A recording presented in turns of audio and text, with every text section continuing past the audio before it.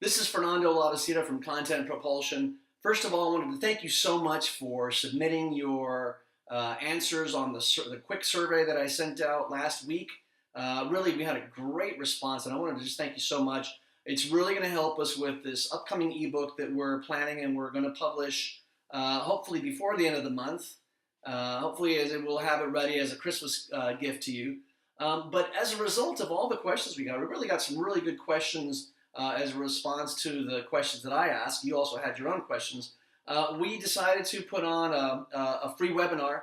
It's going to be next Tuesday, December the 16th at 11 a.m. U.S. Central Standard Time. In the body of the email that I'm sending you, in which I sent the link to this video, we're giving you the link to log on to the Google Hangout on Air that we're going to be using to do the webinar, right? And if you have any questions during the webinar, which I'll be answering towards the end of the webinar, if you have any questions, use Twitter for that. And what I'll ask you to do is to tweet us at @CPropulsion. That's our Twitter handle, @CPropulsion. And we'll do our best to answer as many questions as possible. So what I'm doing here, what I'm starting to do is we're starting to change things up a little bit. You know, so far what you've received from us is written content, copywritten blog posts essentially. And what we're doing is we're changing it up a little bit. We're going to be doing some more video blogging, and this is the first of the videos. So we're hoping that this is going to be successful. Taking a cue from what I've seen out there, there's a lot of people that just have a lot less time out there.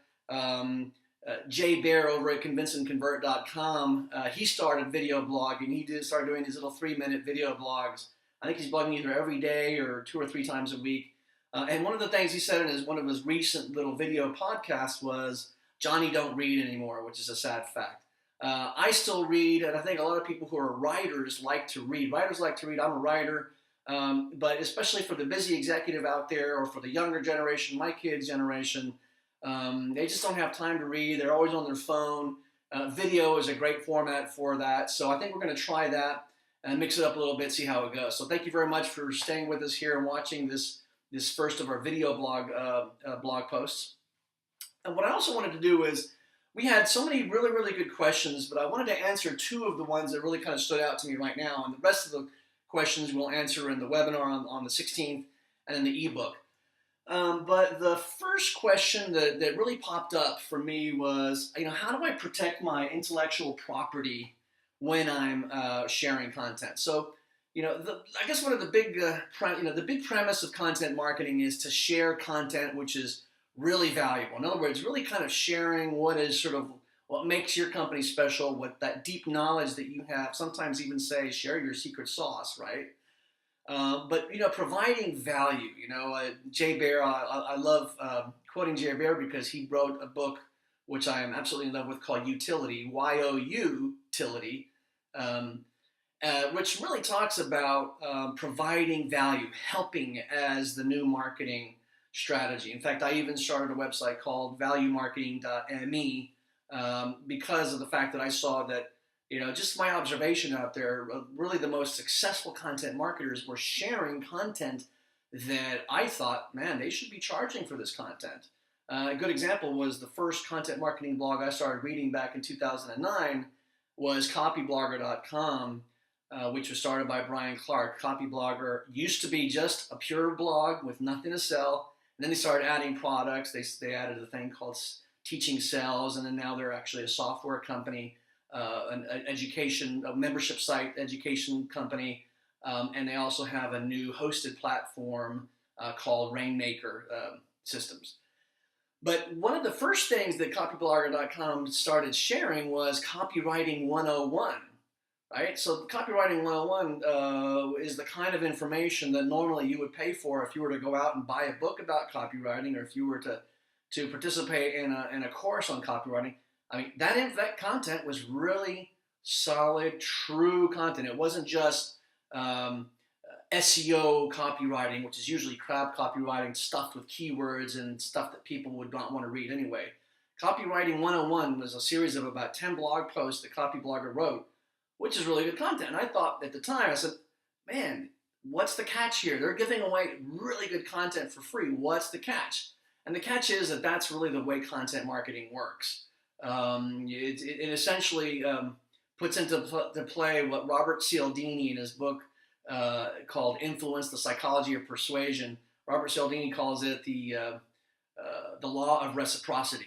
When you give freely without expecting anything in return, when you give something really valuable, people start to feel indebted to you and have a higher propensity to want to give back to you.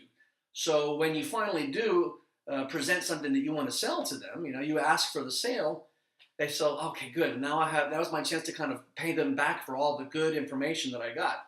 And so content marketing is giving them good information, giving information to people that they can actually use right there and then. So whether it be a tutorial or a how-to or something that's very entertaining or a really solid overview of the industry, that's content marketing. So I said all that to provide the context for this question: how do I protect my intellectual property? And that can be, there's two parts to that. How do I give away my content so that, for example, if you're a consultant and you sell your knowledge for money, right? You sell, maybe $250, $300 an hour if you're a really highly paid consultant. How do you give away high valuable content without keeping, and not driving away your customers because your customers suddenly feel, wow, okay, I already got what I wanted. I don't have to pay him for his consulting services. That's one side of it. The other side of it is, how do I keep my competitors from using my content and for spying on me and reusing my content, etc.? So these are really good questions, and I don't want to, I want to try and answer this as carefully as I can. Number one, if you look at all the most successful content marketers out there, you think about like Brian Clark at copyblogger.com and the whole team at Copyblogger, Joe Polizzi and Robert Rose over at the Content Marketing Institute. You look at Jay Baer, Convince and Convert, Mitch Joel at 6 Pixels of Separation, Jamie Turner at the 60-Second Marketer, and really all the most successful marketers out there. They really are providing valuable information. So they're, first of all, bold. They're not afraid of sharing, really deep knowledge out there. And that's really what makes them successful. They're not afraid. And obviously this is the open internet. People are going to steal your information. People are going to copy what you're doing. Your competitors are going to go out and steal your information. But I think that that's kind of a moot point because people can tell what the genuine deal is. I think most of the content that is copied out there are the cheesy websites, the ones that really don't have a lot of followers, the ones that don't have any originality. People can tell those a mile away. I know I've had blog posts of mine that I've written that have been stolen or copied wholesale. But I'm still getting, I have a blog that I wrote in Spanish and I started 5 years ago. And I stopped writing for that blog about a year and a half ago. I really stopped creating content, but I'm still getting upwards of 1,000 visits per month on a blog that I don't update on a regular basis because I've really built up a really good, authentic, original body of content, which the copycats out there, people know, they can tell the real deal. They can tell what the real McCoy is. And there's also a recourse. I think one of the preventative things you could do is to Google your content on a fairly regular basis. And if you find people who have copied your content, send them a cease and desist email, report them to Google, etc. There are things you could do. Obviously, it's not fail-safe and people are going to copy you, but I don't think that should stop you from sharing your best, okay? The other thing is, too, it's something that I wanted to answer the second part about sharing your best content out there with two different answers from two different marketers out there. Again, harkening back to Brian Clark of Copyblogger, if you sell consulting services, you can share as many of the tactics that you use as you want. The top 5 steps for this or that or the other. 7 steps for cleaning your shirt and making sure there's no stains on it, what have you. But what you want to keep to yourself, and this is up to you, is your process. People can have all the tactics they want, but if they don't have the process behind it, they're not going to do it. And I have a perfect example of this. People are actually, even if you tell them exactly how to do something, they're still not going to go and do it themselves because they've never done it before. They have the head knowledge, but they don't have the practical knowledge. And a perfect example is a doctor. If you've gone through medical school and you've learned, you've studied brain surgery. I don't know if they actually even teach brain surgery yet, or if you have to learn that in the field, but let's just go with me here. If you've learned how to be a brain surgeon, they're not going to send you loose and start, okay, now start performing brain surgery. You have the head knowledge. You've studied all the books. You've passed all the exams. You've done everything you can to fill the requirements for your degree. But no way are they going to let you operate on your brain. You still have about another 7 or 10 years to go as a resident, shadowing these major surgeons out there at the best hospitals out there, right? So even if you were to give people the how to do something, first of all, people that, if they don't know how to do something, even if they've received lessons on it, they're not going to do it. And secondly, they don't have time to do it. You're showing them how to do it, and you're basically establishing your authority and the fact that you are a thought leader in your space because you've shown them how you know how to do it. Right? You told them how to do it because that's how you know how to do it. You've been doing it for years and years and years. So they're going to trust you to do what you do. That's why they're going to hire you, right? So then because you've given them such great information, they have this law of reciprocity working on them, they're going to look for a way to give you the business. And also because you weren't aggressive in asking, and aggressively calling them or sending them a spam email, now they feel like as though, this person doesn't need my business. That means he must be very busy. He must be very good at what he does. I want to give him, or at least I want to try to give him my business, okay? The other aspect of it is there's another guru who I really like. His name is Sean D'Souza out of New Zealand, and Sean talks about the bikini concept. Right, the bikini concept is you share everything that you can essentially see, save for what is hidden by the bikini, and then for that part, that's what you charge for. Okay, so that's the whole aspect of protecting your intellectual property. Now, another interesting question I got, which is I'm addressing this right now and then by doing this video, is what are the best formats these days for content marketing? And that really depends on your audience. So if you're writing to, writers, written content is probably a pretty good idea. If you're writing to executives who are numbers types, probably content that's very rich in graphs so that they can visualize data. Infographics with lots of data are good for that, or just really good, one guy that I interviewed for a marketing strategy that I was working on him with, he's a product manager for a software company. He said he just loves to see graphs and charts that explain numbers, right? So an infographic, I said, you mean infographics? He said, no, infographics are actually too long for me. I just want to see the graph. I just want to go see, just a quick paragraph introducing it so I can understand the context of it and what it means and the graph. So that's another type of format that appeals to a certain type of person. And then there are people who are on the go, like business executives who want to see a quick 3-minute video. Jay Baer does that. Now he's doing the 3-minute video introductions. And then your kids, if you have millennial teenagers or 20-somethings, or if you are a millennial or 20-something, what your audience or your market likes.